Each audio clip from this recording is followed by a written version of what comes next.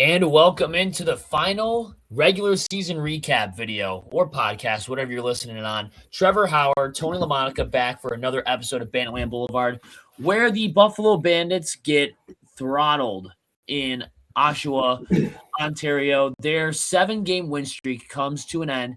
They lose to the FireWolves. They get a little bit bullied there.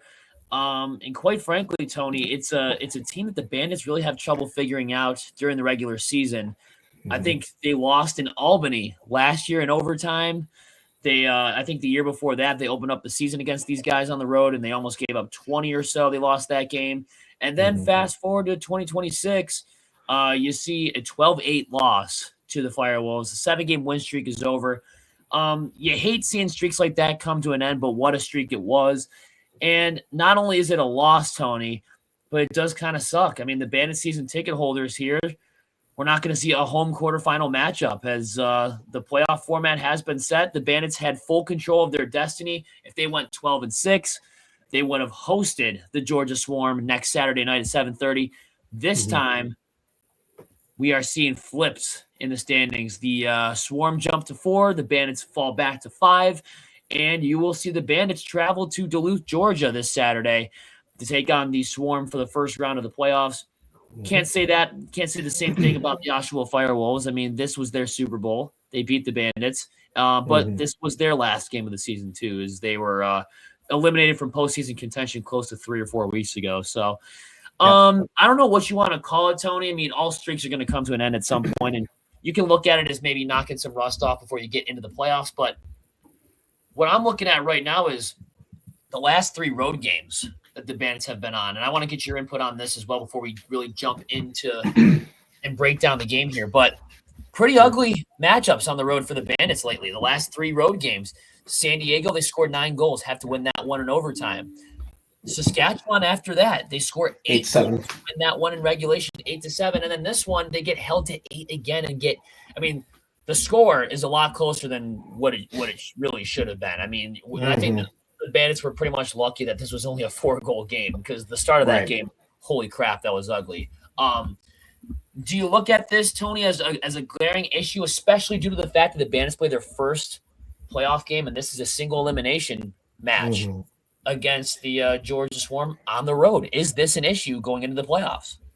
I could say yes and no. I could agree to disagree. There's a lot of terms you want to, basically put it on this game coming up against Georgia.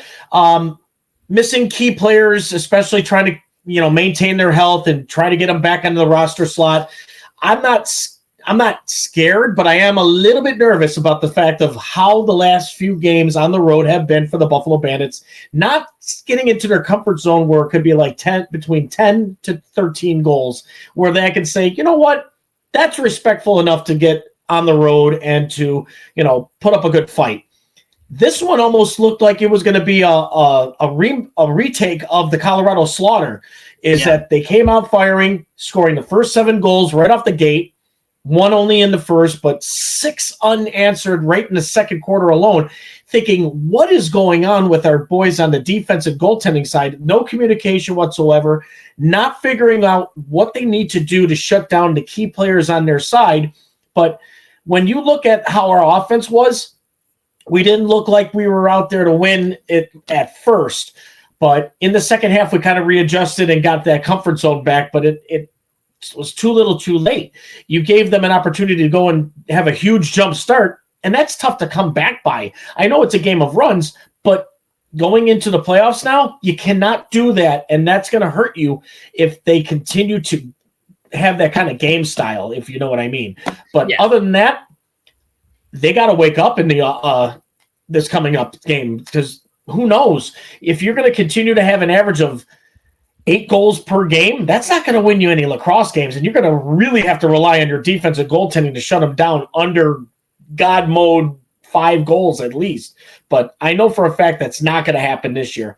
It's a more tougher task going into this playoffs than I said before, and you can never take any team too lightly. I felt that this game against Oshawa, they really took them lightly. And they thought, oh, these guys, who cares?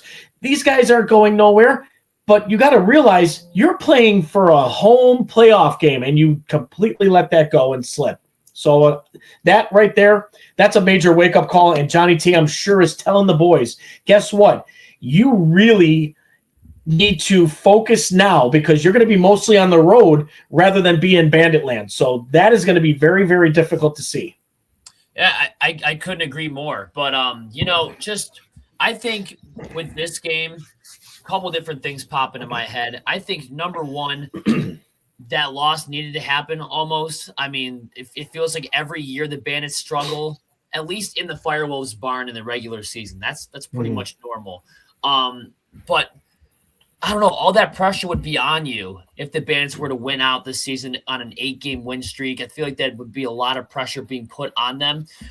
I'm not really too disappointed at where they finished because I remember after that Colorado game, we said you can pretty much kiss a home quarterfinal matchup goodbye or the playoffs entirely. The fact that we're even in the playoffs right now in a top 5 spot is a blessing in itself. So don't get that twisted. I love the fact that we are in the playoffs right now. The other thing is we have to realize that the regular season Bandits are a lot different from playoff Bandits. I mean, well, they might score 9 and win the game in overtime in San Diego or score 8 goals in regulation against SAS and Oshawa. Knowing the Bandits in the playoffs, as soon as that calendar switches from regular season to postseason, the Bandits usually go like this.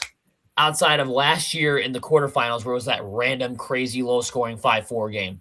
Yeah, their offense gets it together. So the postseason Bandits offense is a lot different from the regular season Bandits offense. They know what's on the line, especially in single elimination games.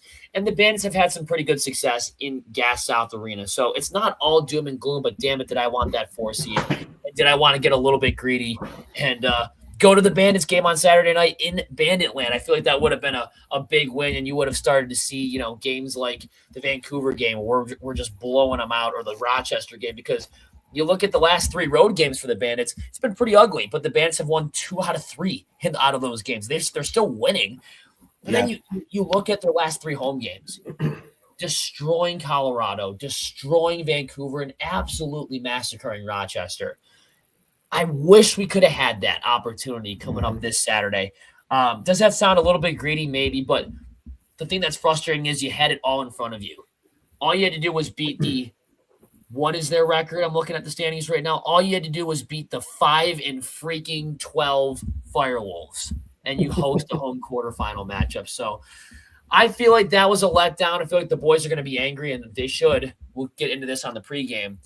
Coming up later this week for the first playoff game. But I feel like the boys are going to be pissed off going into Gas South Arena. They knew what they could have had going into this Saturday. They knew they would have had 19,070 fans strong on Saturday night in Banditland, but it doesn't always happen. And I don't know what the curse is in the regular season against the FireWolves, but the Bandits really do struggle against that team in the regular season on the road. But, you look at 2024, they get blown out, almost give up 20. 2025, Dyson Williams scores in overtime. 2026, they just get bullied and go down 7-0 early. And I think with that, Tony, I think we can jump right into the game here, just break it down. And we're going to try to keep this as quick as possible on this show because I don't know if you guys can tell. I think I sound okay right now, but I was at the party in the plaza last night for the Sabres game.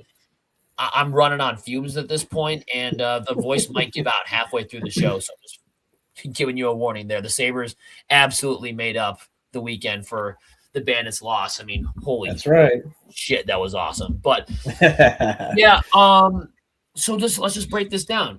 Like you mentioned before, Tony, the Bandits got shut out in that first quarter, but it looked like 1-0 after the first.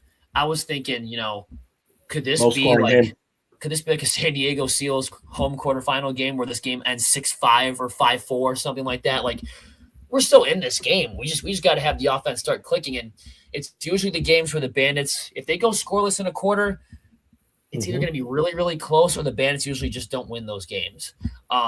So I got that impression right off the rip. I was out of town, so I couldn't watch this game in real time, but I watched the highlights of it, especially the end of the game. We'll get into that too.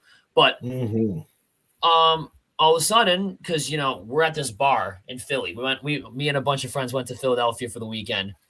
And we were watching WrestleMania at the bar. They had it on the TV. I'm like, what? The Bandits are on right now. I checked the score a long time ago. I want to see if they're winning. I checked the score, and it's 7-4 at halftime. I'm like, okay, ugly, but we're not out of it. And then I looked at the box score and I saw that they went down 7-0 at one point, and I'm going, what the freaking hell is going on? 7-0. Yeah. They scored the touchdown and got the PAT to go up 7-0. And I'm like, what is going on here? But you see the resiliency. Even when they're getting their teeth kicked down their throat, they never give up. That game wasn't over. We've seen the Bandits come back from much worse. Yes, so the fact that they were only down by 3 at halftime speaks a lot, and I think you're going to see a lot of that offensive carryover going into the playoff game coming up this Saturday against the Georgia Swarm. But you had some of your trade deadline acquisitions really starting to show up there. Joe Rezzateritz finally breaks the goose egg for the Bandits. They go down 7-1. Back-to-back goals from Byrne, and then Dane Smith on a great pass from Josh Byrne to make it 7-4. And at that rate, you're like, okay, it's looking like not perfect, but we're only down by 3 with 30 minutes of lacrosse left. Plenty of time to get this thing going. And then right out of the gate, essentially, Ethan Walker and Taggart Clark just go 1-2, go up 9-4. And at that rate, you're like, I don't know about that. Buchanan scores on the power play because Emerson Clark is the biggest piece of garbage in the National Lacrosse League. Makes a 5-minute major, like the piece of scum that he is.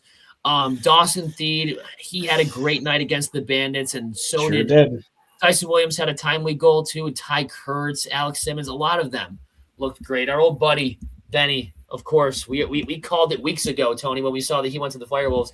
We circled this game, the last game of the season. We're like, how many goals do you think Benesh is going to score? Well, at least one. He did. He scored the second goal of the game because death taxes and former Bandits all the time. Joe Rezzateritz would do it to the Bandits, but Ryan Benesh is notorious for doing this against the Bandits when he is off the team. But like I said before, your trade deadline guys really stepped up. Joe Rezzateritz had a phenomenal night. I mean, he was probably the best player on the Bandits. He scores a hat trick, and he looks great. That's 2 hat tricks for him in 3 weeks. Yeah, 2 hat tricks in 3 games. Good for him. I mean, he still got it. Buffalo Joe still got it. I would like to see a little bit more out of Ian McKay. He's been a little bit quiet the past couple weeks that we're usually used to seeing. We're not really seeing that 2025 Ian McKay anymore. The guys that you saw were Dane, Josh, Bucky, and Rezzateritz. That's pretty much it. And then where you really started seeing players' names were on the penalty sheet. And that was absurd. I mean, Thomas Whitty took a bad penalty. They scored on that power play in the first quarter. They go down 1-0. Check from behind. Don't like seeing that, but it started to get chippy there around the second quarter. Whitty and Dyson Williams got into a little scuffle. I think they took a dead ball foul each, and they were kind of in each other's faces. But that's not really when it started. What was going on, Tony? Because you were watching the game in real time.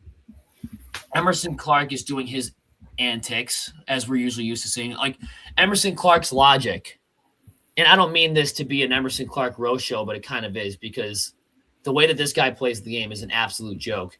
And the fact that he was once a Bandit is just disgusting, the fact that he wore this team's colors. But this is Emerson Clark's logic. I can't catch the ball. I can't shoot the ball. I can't pass the ball. So what am I going to do? I'm going to fight a player. Because I'm a scum and I have no idea what I'm doing out there. And I was a Toronto Maple Leafs reject, so I'm going to go out there and just start swinging at people. What the hell is going on with him?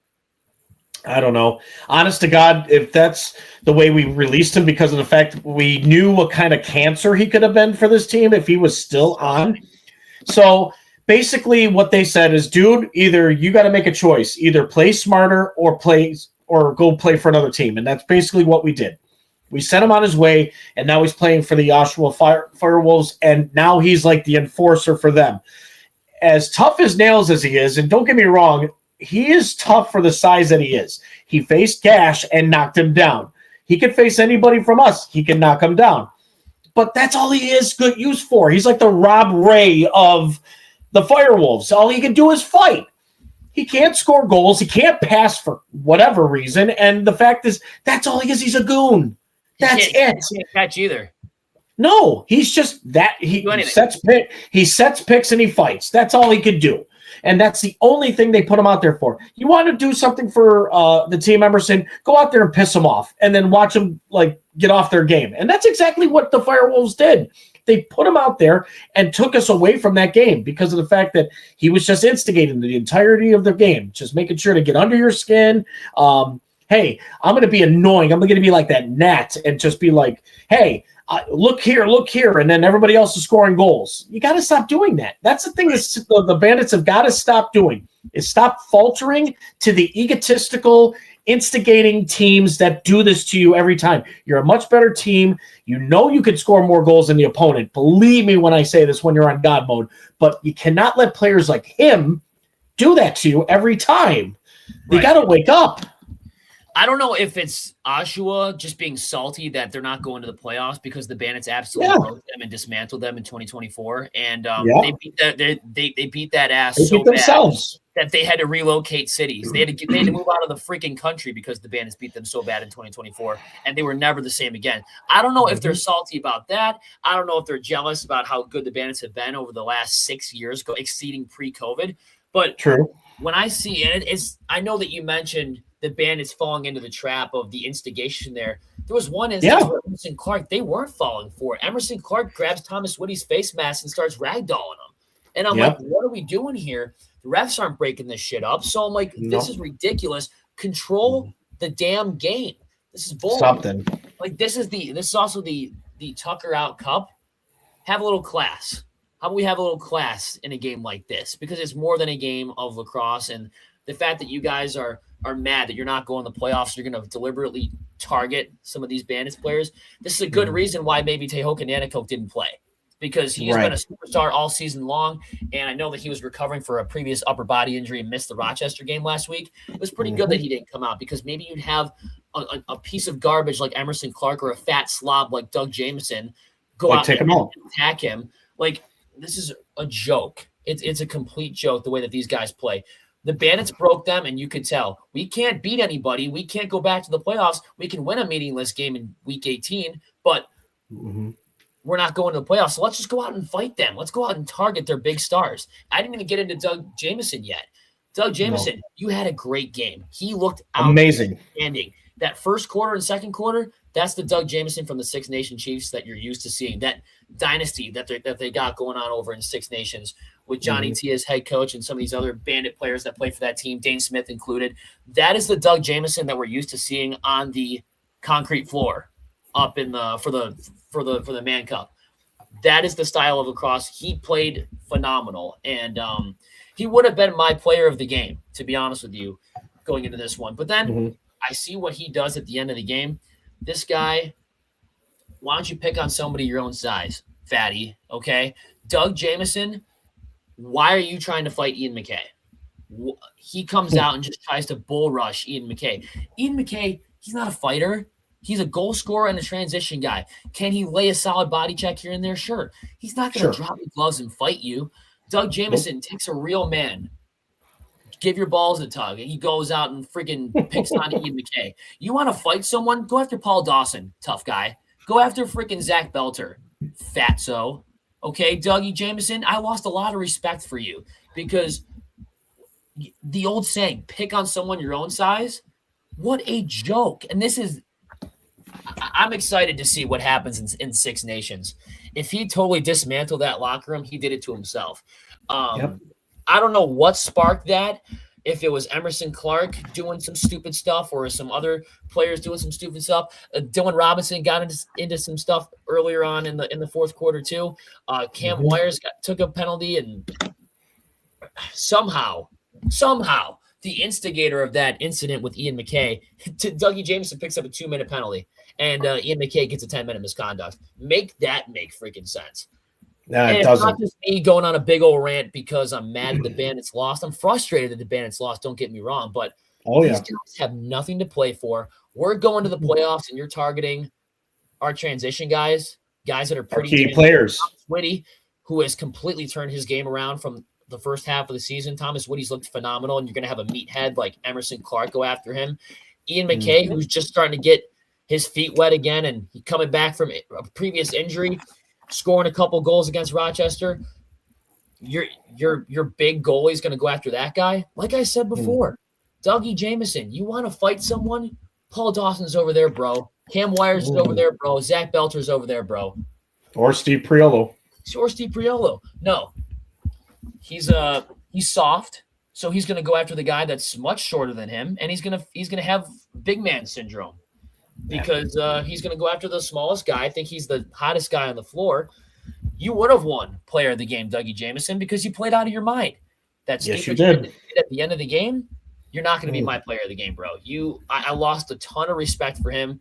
What a joke. I don't care what Ian McKay was saying. If he said anything going across the crease, you can just point up at the scoreboard and say, look at the score, buddy. Move on. Yeah. The fact that I see him going out and charging Ian McKay, and I love what Matt Vince did at the end of the game. He laid out somebody in front of the net as a retaliation. You want to go after guys? We're going to go right after your guys too. So big credit to Matt Vince. I liked the fact that he didn't go down the floor and try to fight Doug Jamieson. The last thing the Bandits need going into the playoffs is a shaken up, possibly injured Vince. So good on him for staying in the crease. Yeah. And I love the fact that the Bandits saw that their buddy Ian McKay, 2025 Finals MVP, was getting roughed up by their fat goaltender. So they come in and help them out. They step up for their guys. You see a lot of this in the Sabres this year where somebody gets attacked from behind. You see everybody dogpile. That was what you saw at the end of the game. You go after Ian McKay, we're going to go after one of your guys. But that's right. I want to get that little tirade off at the end of the game. What a joke. What a joke of a style of lacrosse that these bums play. They're 6-12, and they're going to get a top 3 pick because you beat the Bandits. Wonderful. When's your next game? Oh, next season. You're not playing next season. So goodbye, FireWolves. Bye-bye. I couldn't have said more better than what you just stated. So Doug Jamieson, listen, you got great talents in that. We respect that. But what you did there, that just lost our sportsmanship towards you. I would have said, okay, if you would have let it go, do what you got to do. You guys obviously were the better team. Great. Walk away victorious and at least go on a high note to next season. But after that stunt, nope, all that respect is gone. All that respect that you had for the game, I felt like is gone. You go after, I'd say, like you said, Trevor, is go after our bigger dudes. If you can't fight them, you shouldn't fight the little ones. And that's basically being a bully. Be a bully to somebody, like you said, is your own size. And then if you beat him, then okay, then you got my respect back. But other than that, don't go after the little ones because of the fact that either they can't stand up for themselves or they just didn't expect it out of a goaltender with your stature. So again, Doug Jamieson, or maybe he's, you know what? I'm going to stop myself because he's probably jealous because he's not on a good team like ours. He's not with Dane Smith. He's not with the boys from Six Nations and playing for actually a meaningful lacrosse game. And you know what? That's okay. We understand your jealousy, and that's fine. You want to play like the victim? That's fine. But, we're going to be the ones standing tall. We're the ones marching into the playoffs. You can sit back and relax and take notes and try to tell yourself, this is the team that's going to win it. FireWolves can't do that with a 6-12 record, and you know that. So guess what? The Bandits are moving on. We're going to the playoffs, marching forward. You're going to be sitting back at home going to play at the next golf course. So bye-bye, Doug. Yeah, but not only that, but you're going to watch the guys that absolutely dismantled you in 2024 take another shot at a 4-peat. Thanks, guys. Appreciate that. Thank you. You guys were the key team that we had to leap over to get our back-to-back titles. So you're going to be watching us shoot for history here. And I love seeing that. Jamieson, wow. Just what a joke. Unreal. Emerson Clark, what a joke. But to get back into the game, we had to get that off my chest because I was simmering on that for a couple That's fine. days. Just the typical Firewolf players that give the Bandits headaches. They had their nights. Ty Kurtz, phenomenal. Alex Simmons, I thought the Bandits limited him well in the first quarter. He got a couple good looks there in the first. The floodgates started to open up there in that second quarter and that third quarter as well. And he was looking really, really good there. Jamieson, I already said before, phenomenal game. He's making crease diving saves, like there's big saves on Josh Byrne. And not only that, they were getting out muscled too. I mean, there was a play where Josh Byrne got absolutely crushed from behind. There was a couple plays where Dane Smith got laid out. They were establishing a physical presence. And I don't think, to be honest with you, Tony, the Bandits were really ready for that physical style of play. No, I would have to say that was a good wake up. Whoa, where did this come from out of the Firewolves? But you know what? That's something that we got to have to expect now, especially going forward. Every team, like we said, we cannot take any team, and I mean any team, lightly. You got to go in there and play your game. You got to play the style that you were once taught. And if you guys can't work on that style, you got to fix it immediately because you have to change for the better. Either scoring immediately and then coasting for the rest, or consistently play 2 goals, 2 goals, 2 goals, 2 goals, or whatever you got to do to find that rhythm. You didn't have a rhythm right in the first half alone. The second half, you really didn't even look any better, to be quite honest. You scored the same amount in one half than you did the other. But either way, you cannot play that way against teams like Oshawa, or not teams like Rochester, or not teams like Calgary, or people that are at the bottom, because you know they're going to be spoiler. And guess what? They were the spoilers because they beat you, and not only that, but cost you a home playoff game in the first round. But you know what? That's okay. This is a lesson learned, and now you put that a little bit of pressure on you, that you took away the win streak, great. It's gone. You can't get it back. But the win streak's got to start this Saturday and moving forward, now that you're in the playoffs again, representing that you're the champions of the National Lacrosse League, and you're going to have to defend it even tougher this year because you're going to be mostly on the road where you were struggling all season. So this will definitely be a true testament of your guys' play, that you march forward from here, going one game at a time. And it starts in Georgia. It does, and we'll have more of that on the preview for you guys coming up on Wednesday night. But I mean, you know what? Maybe this is the loss they needed to take some of the pressure off of them. I mean, the Bandits are the 5 seed. They're the 3-time, or they're back-to-back champions. So the spotlight is always going to be on them. Yep. But they're not a top 3 seed. So a lot of the bigger spotlight is going to be on teams like Saskatchewan or Vancouver or Colorado. You'll see those guys. Mm-hmm. And I will say this right now, Tony, I would much rather play a game against Georgia, do or die, than face against freaking San Diego, because those games are wacky, dumb, stupid. Like, if we can go into a building that the Bandits normally play very, very well, outside of last year, I mean, they were resting starters last year in that season finale. If you remember the loss in Georgia last year, they didn't even have the 100% of the team out there because they had the number 1 seed locked up already. You'll see a much different going into Duluth this weekend. I will say that, but just thank your lucky stars. I mean, at least we're not seeing Colorado on the road in a do or die game 1. No. If I'm seeing Colorado in the playoffs, I'm sorry, it needs to be 2 out of 3. So I'm glad that we're not seeing them in the first round. Thank God. Or Saskatchewan on the road. I would feel a little bit uneasy about that too. I really would, to be honest. But I feel like the road woes need to be lifted, because the last 3, the Bandits haven't had a great, and I want to say this, great road game, despite winning 2 out of their last 3 road games this year. They haven't had a great road game since February 28th, where they were still kind of struggling. That was game 2 of the back-to-back weekend that saved their season. They went into Hamilton and throttled the Rock 14-9. That was like the last great road game that I remember watching. You got to start a new win streak, and that starts this Saturday against the Georgia Swarm. Once again, Oshawa, Ontario, Canada. The Bandits lose 12-8 in the season finale. Finished the season 11-7. Shades of 2024. They have the same exact record.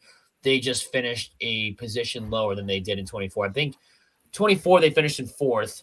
25 they finished, or 26 they finished in 5th. So not that much different, except it is a lot different in the regard that the Bandits are going to be hosting a home quarterfinal matchup here. But who knows? Maybe this is a good thing. Maybe the Bandits win out in this playoffs, and we get to see a game 2 clinching championship game in Banditland. I mean, that'd be great. That would be best case scenario. But it starts against Georgia. I want to, though, get into my Banditland Boulevard player of the game. I gotta go with I'll keep it local. I'll keep it with the Bandits, because Oshawa, no. Not the way that they played at the end of the game. Not going to give it to any of those players. I'll give it to Buffalo Joe. Give it to Joey Rezateras. That's his 2nd hat trick in the last 3 games. He is really looking like the Joe Rezateras that we traded Lucas Nielsen for, and Buffalo Joe looks playoff ready. It's you hope that the rest of the team can follow. Josh Byrne had a pretty good game too. So did Dane Smith. Kyle Buchanan had a pretty good game as well. But Buffalo Joe is heating up at the right time, going into the do or die postseason game against the Georgia Swarm. Yeah, and another player to mention too that is actually stepping up and actually doing his part a lot more better, and that we forgot to mention even before, and that is Connor Farrell in the faceoff dot, especially winning 18 of 25, only losing 7 in that faceoff dot. He's getting his rhythm back in the right moment at the right time, so that's going to be big for controlling the game right off the gate. If Farrell can win like most of his face-offs in this game, that could be a big, huge feature for the Bandits to have more control and more offensive time if they get to having him win those face-offs. So Connor Farrell is my player in the game with 18 out of 25 face-off wins. Love it. Love it. Yeah. We're going to the playoffs. Oshawa. That's it. Going home. The couch is that way, buddy. Yep. The couch is that way, guys. Down the street. Congratulations. When's the parade? You beat the Bandits and you finished the season 6-12. When's the parade? When is the parade? Tell me when the parade is. I'll sit there front and center. Oh, wait. There is none. The Bandits have had 3 parades in the last 3 years, something that nobody on the FireWolves can relate to. But Ryan Benesh, Benny, still love you, bro. All day. We do. We miss you, man. Love you. Love you, bro. Always love that guy. Yeah, miss him. Miss him every single week. I miss number 17 being out there. But yeah, Tony, with that said, 12-8, 2026, the regular season's already in the books. And that season flew by, but it feels like a tale of 2 seasons. Winning 7 out of their last 8 games feels awesome. Just time to start up a new win streak going into the Georgia game. But I think with that said, Tony, we'll have the preview for you Wednesday. Yep. And for the last time in the 2026 regular season, time to shout out those sponsors. Banditland Boulevard is brought to you in part by Mitchell's Tavern, located at 734 Sheridan Drive in Tonawanda, New York. Guys, Banditland Boulevard itself, Tony LaMonica over there, Trevor Howard, is telling you to go check it out. Great food, amazing service. They will treat you like family. Also, if you guys are planning on your next big trip or vacation, go to Hernies Journeys. Contact Suzanne Pike at herniesjourneys.com. Let her book your next big adventure. And finally, we'd like to thank Nino's Pizzeria, located at 2 locations here in Western New York at 1737 Orchard Park Road in West Seneca and in 315 Buffalo Street in Hamburg. You guys want to order up your pizza wings, submarines, you want to name it, as you like it, only in America. And we'd like to thank those officially ending this regular season through StreamYard on YouTube. Guys, give us that like, subscribe, hit that notification bell every time we talk about the Buffalo Bandits lacrosse. And for those only listening in on your devices known to man, through your tablet, your phone, your radio station, through Spotify, give us that 5-star rating that we only talk good things about the men in orange and black, your Buffalo Bandits. Did I get a little heated about Doug Jamieson? I think I did. I think it went a little crazy there. Hey, truth be told, that's all we can say. You know what? That's your last rant you're going to get. That's your last sponsorship call of the 2026 regular season. That's your last Trev rant of the season, too. So hopefully it was a good one for you guys. And okay, Doug Jamieson, if Matt Vince calls it quits and you get traded over to Buffalo, none of what I said was true. But if you don't, screw you still. How's that sound? We don't need any of that crap anyway on this team. But nope, we don't need any of that. We win with honor. You guys win with cheap shots. So, 6 games out of 18. So just thought I'd throw that out there. With that said, 11-7 on the season. Huge turnaround from the way the season started. We went from 4-6 to 11-7. I feel like in this situation, how close the home quarterfinal matchup was, I still feel like you can't be picky. The fact that you're in the playoffs right now is a mini miracle in itself. The push for the 4-peat is on. The March of May is officially on. Brand new season starting up this Saturday. Tony and I will have the preview for you on Wednesday night. But all teams in the top 8 are 0-0 now. 11-7. Saturday, they're 0-0 now, as far as I'm concerned. They're undefeated right now, going to the playoffs, gas South Arena. If you guys are going, lucky you. I'm trying to find a plane ticket that's not $700, and I can get my ass down there. I think that would be absolutely awesome. But with that said, for the last time of the season, regular season that is. Regular season. Doesn't matter. Win or lose, Tony and I always say these 3 simple words that Chris Swenson, the Buffalo Bandits PA announcer, makes all too famous in Banditland. Tony, what are those 3 words? Ladies and gentlemen, in 3, 2, 1, let's go Bandits. New season. Defend the crown, boys. It starts Saturday. Let's get it done. Let's go.